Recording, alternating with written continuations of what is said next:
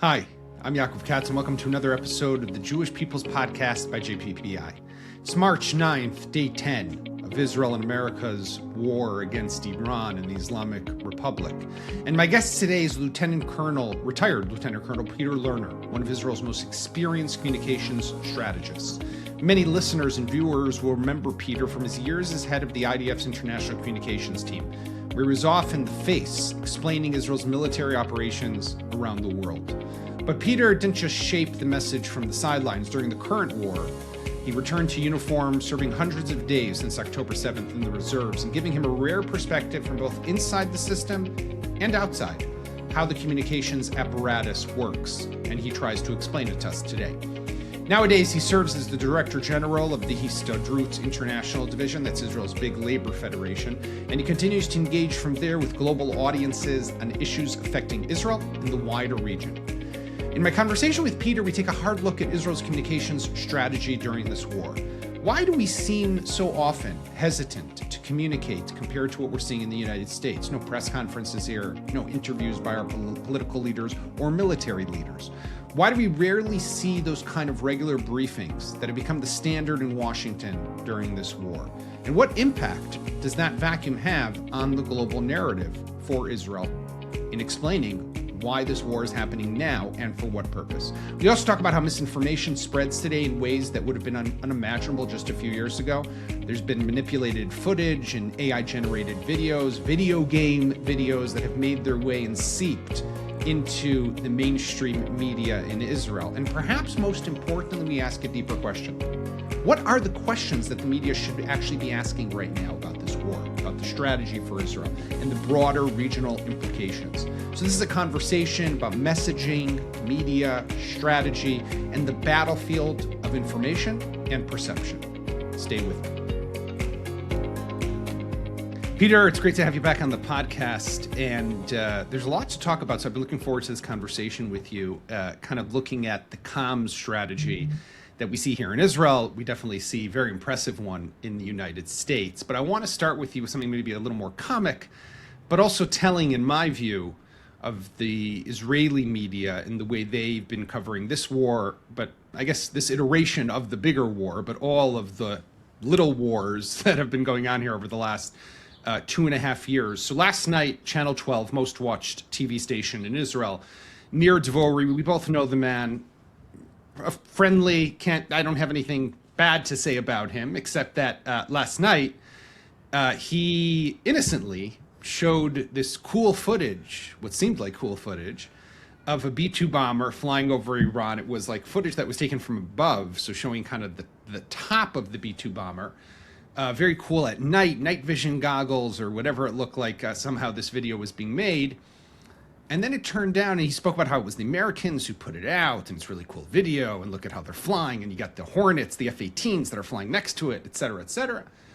Lo and behold, this is a video that comes from a video game. And it was actually released on YouTube about 3 years ago or something like that. And everyone's now having a laugh at Nir Dvori and Channel 12. I put that aside for a moment. But to me, it's just a symptom of a bigger problem that I feel, at least here. We don't really have tough questions being asked. We kind of just take what we get. We just throw it out. We don't ask questions. We take what the IDF spokesman gives us and we throw it out to the people. How do you view in general, the Israeli media and the way they've been covering this war? Well, I think first of all, the most significant component of this war is the vast consensus there is around it. And so that leaves room in most Israelis' minds for very few questions. It's a just war. Iran is the reason and the source of all evil, and therefore nobody really asks much about it. And then when a video circulates on social media or in some Telegram group, and an over enthusiastic, journalist tries to be the first to expose it to the public, it's that failure of media ethics that is required when you get given some sort of detail? What is the processes you go through in order to verify, to confirm, to clarify? What is the actual source that is distributing this? There is so much AI-generated media being pushed into the social media space today that journalists have just that much harder a time. Unfortunately, near Dvori this time but it could happen probably to most people. And in this time and space where everybody, it's 24/7 and trying to be the first and trying to, these types of things will happen. I think what's more important about than the actual broadcasting of it is when it does happen, how do the journalists and their media organizations then hold themselves accountable? And I think that, in my view, is in Israel is lacking generally. We don't see a very, very deep soul searching. We'll see a one-liner response that it was a failure on our behalf, and then the news cycle will just move on, and we will continue to be in the storm.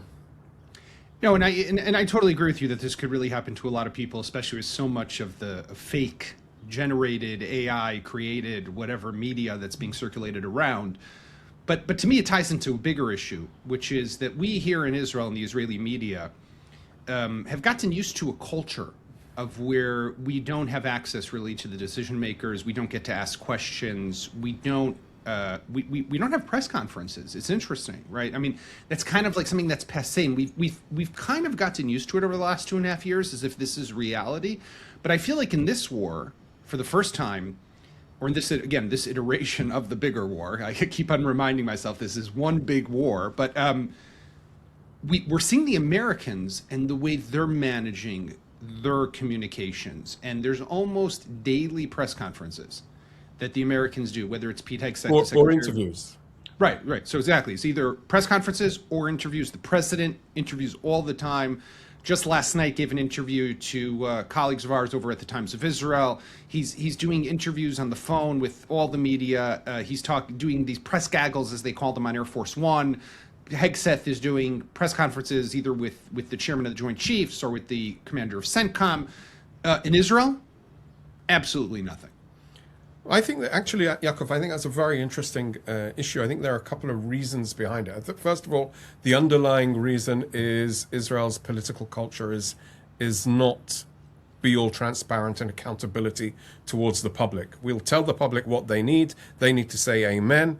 And those that ask questions are very usually frowned upon or given the cold shoulder, which is just hyper sensitive in these days of social media and the Israeli political system. I think the most, and this is just something that I've been thinking about in the last couple of days, the reason there have been no real political press conferences is, I believe, that Netanyahu, for instance, is afraid that he's going to be asked the question, why now? What is the damning evidence that required Israel, together with the US, to go and take out the Islamic Republic of Iran? And I think that question, till this day, now we're in day 9? 10.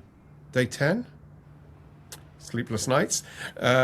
Still has not been answered. Why now? What is the damning evidence that required us to go to this war? By the way, I mean, sorry to interrupt, but I'll say even more than that. If you listen to President Trump, the man has given 8 or 9 different reasons why this war was needed, and each time changes it up, right? So there's 100%. Not even a coherent explanation for 100%. Why this war is needed.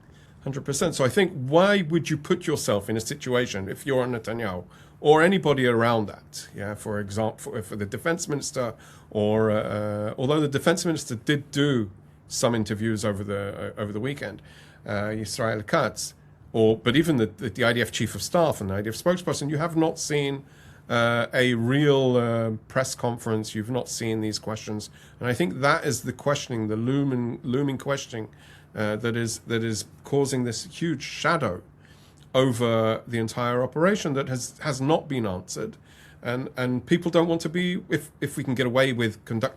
Again, I'm not saying that there is no reason. I'm just saying we don't know what the reason is. It could be completely political, just political. Obviously it isn't, because we know Iran is the master of everything bad happening in our region, from the proxies to the direct confrontation and to global terrorism. That's not a problem. But the question is, why now? We have elections that are supposed to take place. Is that the reason?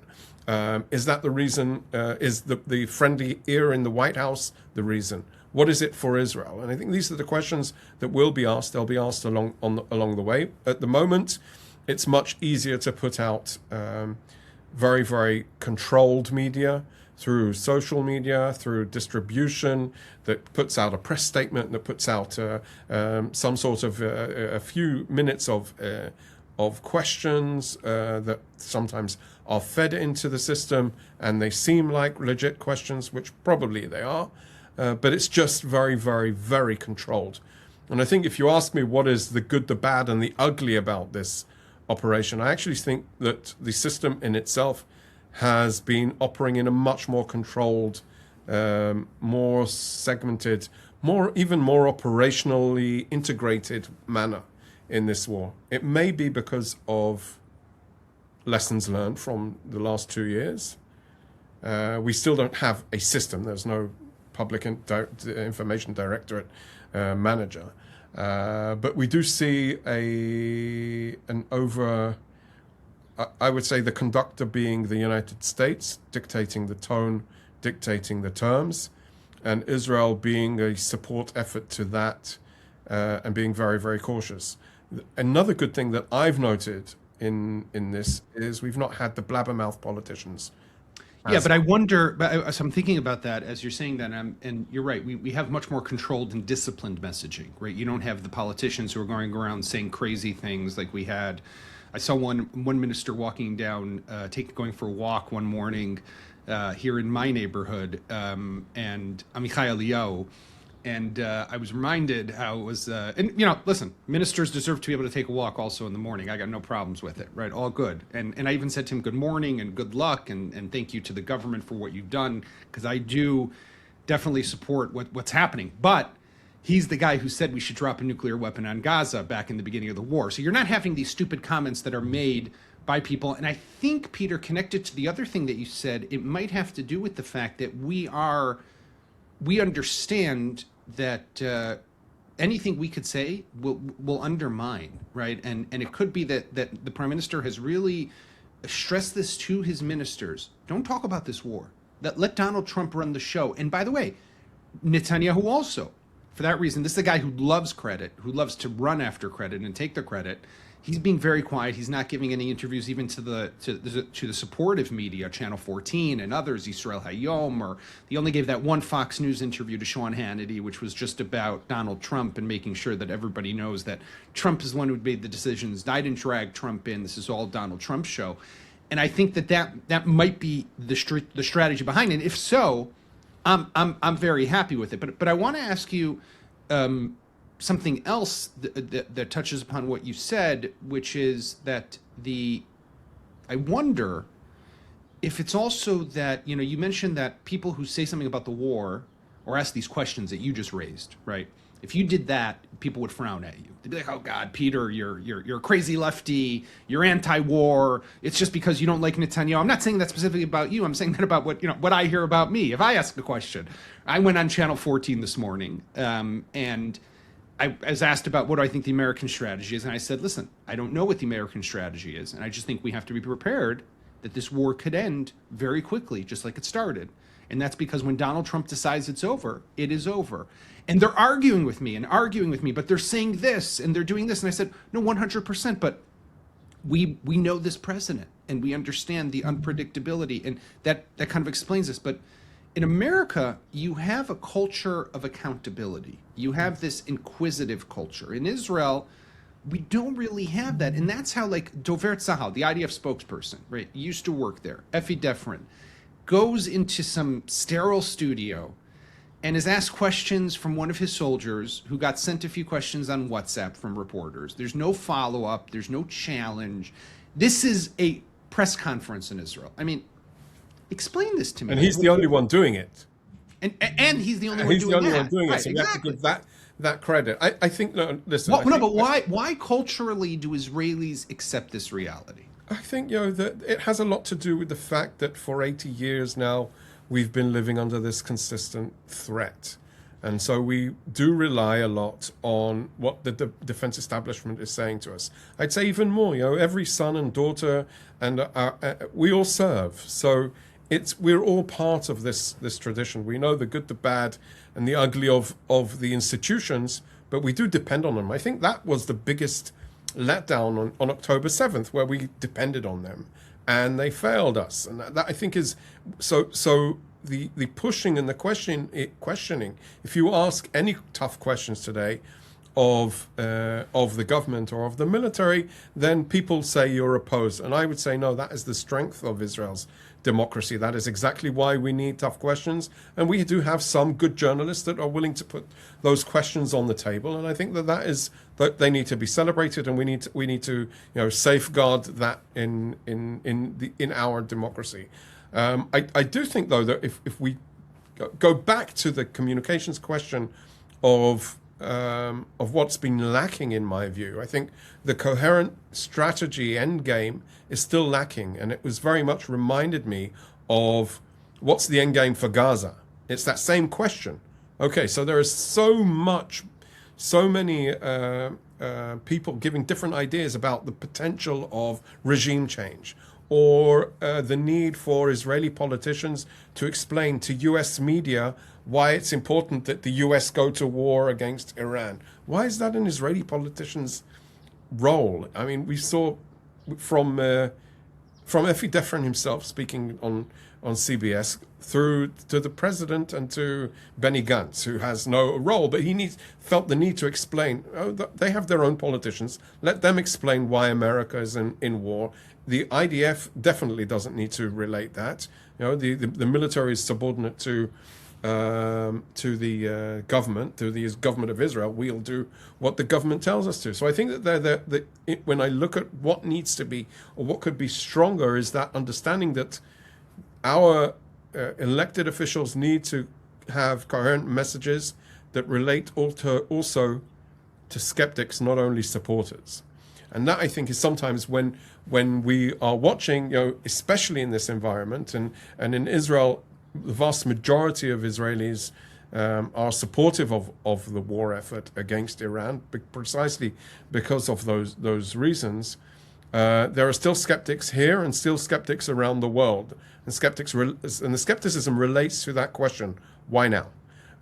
So I would say they need to fine-tune that effort of who are those skeptics that are.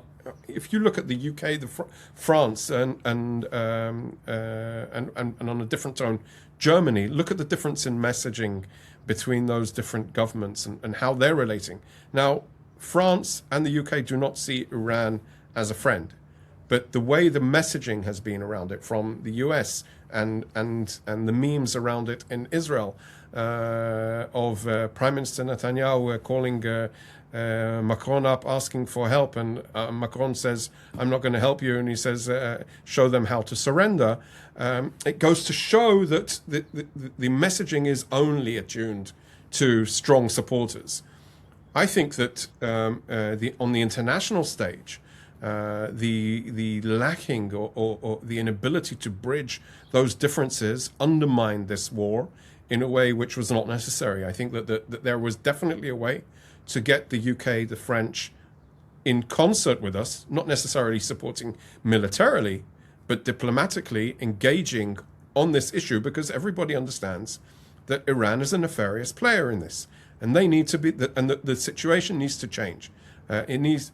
I think there are other components here that undermine that. The how Netanyahu and Trump are seen very, very negatively around the world also undermines the ability, perhaps, for some of those, especially when they have audiences at home that are so against these two politicians, and so it gives them challenges. But the fundamental basis of the conversation is Iran is bad. What is happening now can be good.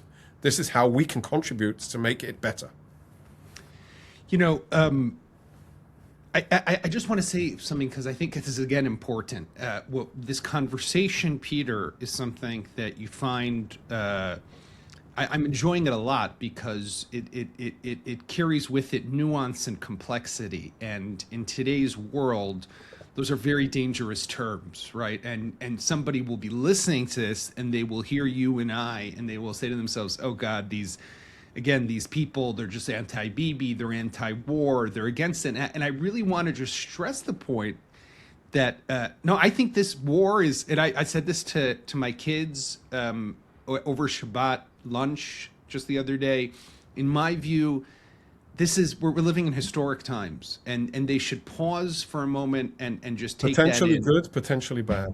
Correct. No, but that's we're at that crossroads.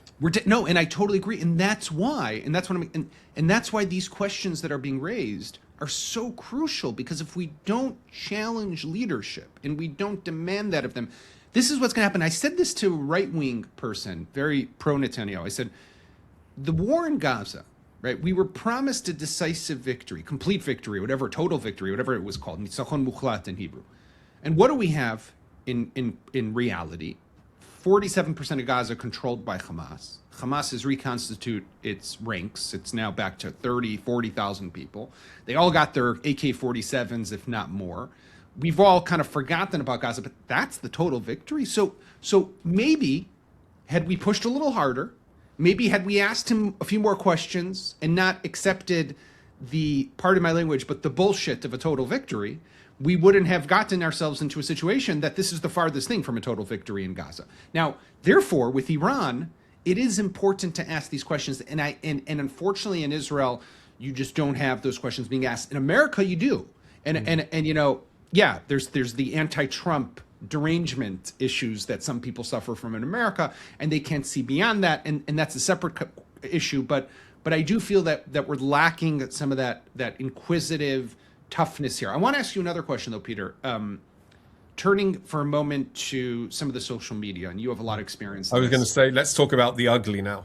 Yeah. So, you know, there was a video that came out where where the IDF spokesperson, put out this video of airplanes and flying, etc., bombing, and to the music and the soundtrack of Star Wars. I'm a fan of Star Wars, so don't get me wrong, but I do wonder whether this doesn't make it cheapens the war. It doesn't make it seem more like a game, more like something that's not real. And this is real, and this is serious, and people's lives are on the line, and it's the pilots who are flying, and it's the Israelis under missile fire, and it's the Iranian people who are fighting for freedom, and you know they're living under a bombing campaign also across their country.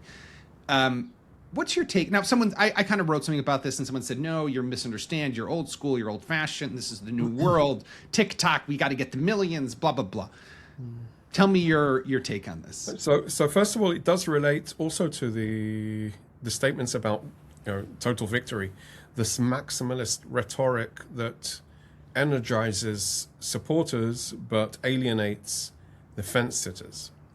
And in the world where we are hyper-connected with social media, the maximalist rhetoric is reflected in social media today. And so it's not just the IDF spokesperson who play along with this, and sometimes, and I would say, lead it. It's also the White House, it's Central Command, it's US CENTCOM.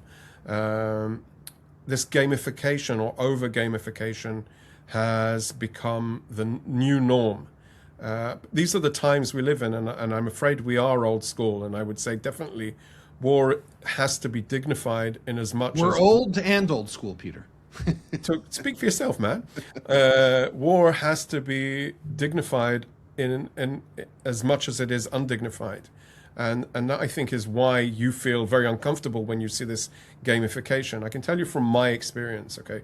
When I was in charge of the IDF spokesperson's international communication effort, when I was doing the international social media, so it was always a question of what are the numbers? How much are you using these types of tools? And I used to call it the fluff. Whereas the vast majority, like 2/3 of our social media presence, would always be around operational ethics, conduct of operations, how the dilemmas, the questions, and then 1/3 we would have the fluff stuff, the Shabbat Shalom, the videos, the cute stuff that bring people in to say, this is relatable. It's humanizes this story.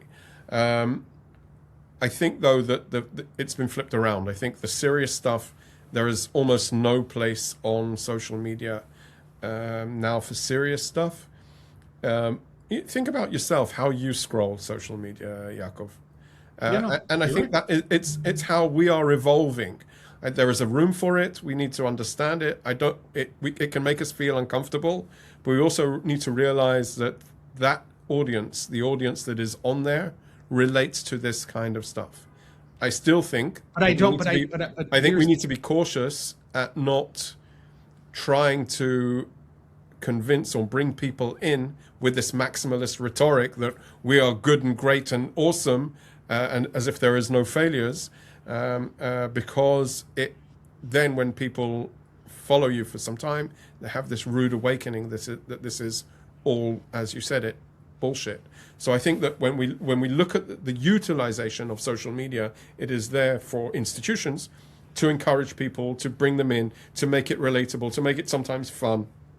And yes, war is not fun. And I think that is the contrast that you're feeling. I as a retired IDF spokesperson, as a lieutenant colonel in the military, I would say we always need to strive to be more dignified. And when there is a question mark or things that make us feel that much uncomfortable, then not to do it. But as you said, I'm old school, or old, as you called me old. No, but I'll tell you, I totally appreciate the answer, and I understand the need for the balance. But what I feel sometimes happens here is we're replacing the seriousness and the thoughtfulness and the strategic with the fluff and the clicks, and trying to say, oh, I got 1 million or 2 million or 3 million views, and therefore I must have done something great. And when you look deep down, right, which isn't that far away, there was the Gallup poll that came out just before the war, right? The war broke out on Saturday. On that Friday before, there was a Gallup poll. They do this running poll of asking Americans, who are you more sympathetic to, Israel or the Palestinians? And for the first time in decades of this poll being run, the sympathy for the Palestinians is more among Americans than it is for Israelis. And it's not the Palestinians because of the West Bank or Gaza. In my opinion, Palestinians is the catchphrase for the other side to Israel. And we just seem to be in this constant state of conflict. And when you look at other numbers of Americans who are being polled, do you support this war? The majority of Americans, about 60%, are opposed to this conflict. So about 40% are in favor, and they're probably almost all Republican. Yeah, but if you look at the White House's thread on these types of videos that are going around, who are they trying to target? They're trying to target, the White House would ideally be trying to target their core base, saying this is America being great again. And this is the message that they're trying to reflect. But we need a different message, Peter. I understand 100%, 100%. And sometimes that debate is, once I put a video up, which in 2014 with hype music of aircrafts conducting strikes, and it was very, very hype, and the Israeli media jumped on it and said, what terrible Hasbara, what terrible public diplomacy, and so on and so on. I got an instruction from my commanding officer, you're not allowed to put any more content up. But that was 2014, that's 12 years ago. That we were in a different time and space with regard to where social media is. And I think absolutely I agree. You always, before you push enter on your keyboard, the question is, who am I trying to reach? And sometimes I think, reaching out beyond your base audience with clickbait is effective to grab people's attention. So it's a legitimate tool. I think it's legitimate. It's always going to be in the numbers. How much are you pushing this? What is it? And how stupid or fun or clever does it make you appear? We can't write it off completely. As I said, I think there's war is a very undignified reality, existence. We need to keep it as dignified as it can be. And therefore, there needs to be some sort of moral center in conducting on the conduct of warfare on social media as well. And I think that for me is exactly the question of, okay, in 2026, how do you convince people that war is legitimate? How do you convince people that the war is necessary? And I think these are the two questions that content can relate to. And there again, it needs to be done in a way which is balanced, a way which empowers the viewer, the reader, the follower, and doesn't make them dumber.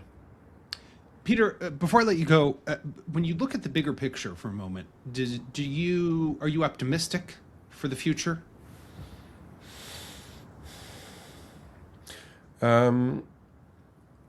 I think define future. I think, if we look at in the short term, we have to.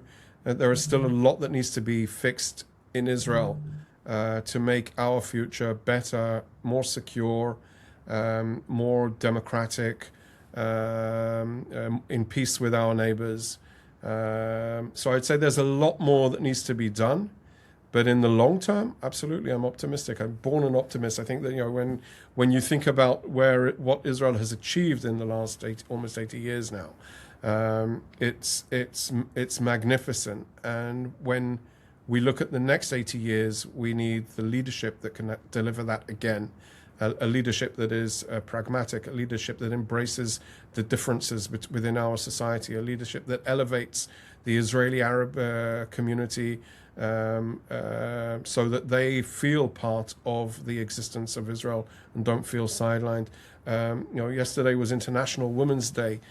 Women in Israel earn 35% less than men in the same jobs. That's wrong. That shouldn't be. We need to make Israel better. So I would say optimistic, yes, let's get to work. Retired Lieutenant Colonel Peter Lerner, former Chief IDF spokesman, head of the international desk, who's really and a good friend. I want to thank you so much for joining me today. Thanks, Yaakov. Thanks for joining us on today's episode. You can find us where podcasts can be found: Apple, Spotify, YouTube, and the website of Times of Israel. We'll be back this week with more episodes looking at Israel and America's Operation Epic Fury and Roaring Lion against Iran. In the meantime, stay safe and let's hope for quiet.